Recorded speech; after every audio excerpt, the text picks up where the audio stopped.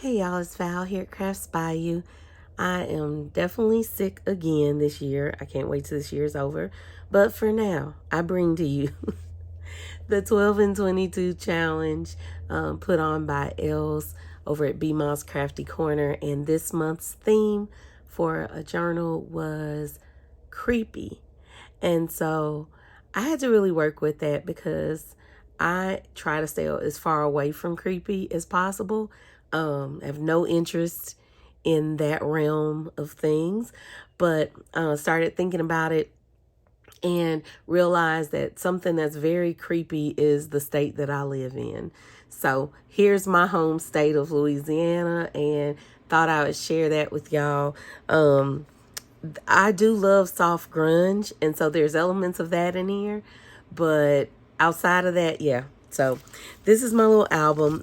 We have, certain standards we're going by in the challenge. So all that's below where you can see those introductory videos if you want to join in. But I stuck to them. And for me, we got to talking about hanging moss, and that just triggered me for Louisiana, like the whole thing. So kind of got me the state bird on here, brown pelican, and just kind of did me some rusty pages of Louisiana, brought in some of that swamp vibe to it. I hope I did anyway. And just in here, just kind of like signage for a lot of the places around here. I'm in Lafayette, but it's a couple of hours drive to New Orleans and Houma, and Shreveport's going up north. But I just kind of like that view of it. I did do a sew-in binding, but I just really was using scraps of things for that part. This is these swamp lights. What do they call it? Fou follet, I believe is what they refer to it as. I'm not here to give it a platform, but these orbs of light in the swamps, that's creepy. Like, I'm just saying, everything about Louisiana is pretty much creepy. Even like these scenes, I remember growing up and there being like these houses and the fog would be so thick. And, normally, it's not a problem, but it just has always creeped me out. Like some people are like, oh, it's so beautiful. I'm gonna let you have that.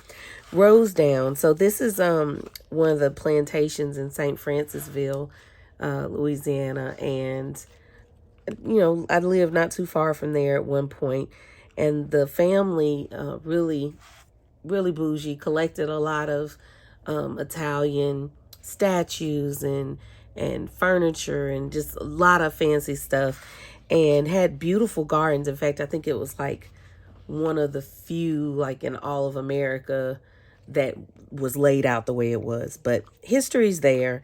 This, in fact, was kind of like a spread of the land. But that place, and everybody wants to see those plantation scenes where you've got the trees, and the moss hanging. Yeah, that just adds to the creepiness for me. So Rosedown Plantation, that's creepy.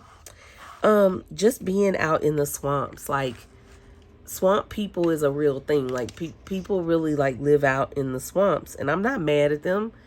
I guess if somebody needs to be out there, but it's just, and these cranes might be pretty out there in the water, but just that whole,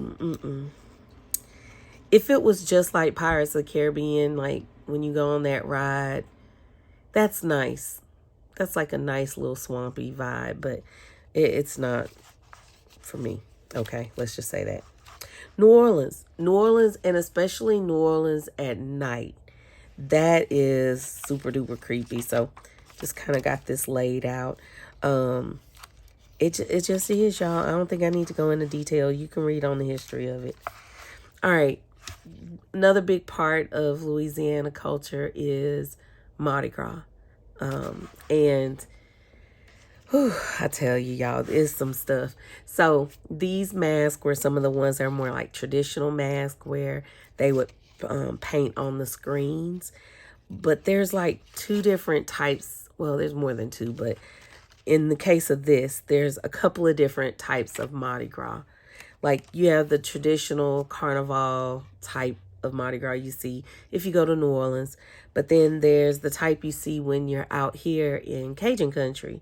And that's the run, the Coureur de Mardi Gras. But it's where they take these masks and costumes and disguises, and they go basically all around this whole trail that they've established, singing these begging songs. And so they're begging for ingredients that are gonna go in the pot of gumbo.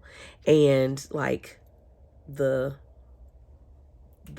end result is the last stop is like the most important stop, because that's where they would get the chicken.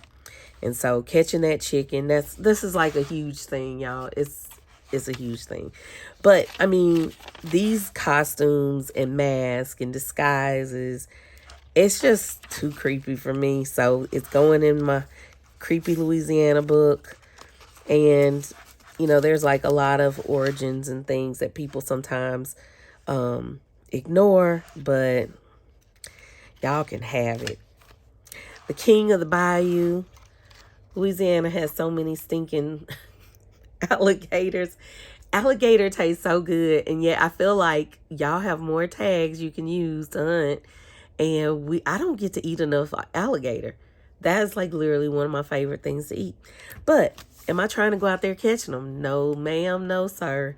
And being out there, I probably should have also added like those swamp hornets, because that's what you don't want to be, is out there in the swamps and one of those suckers drop down in your boat.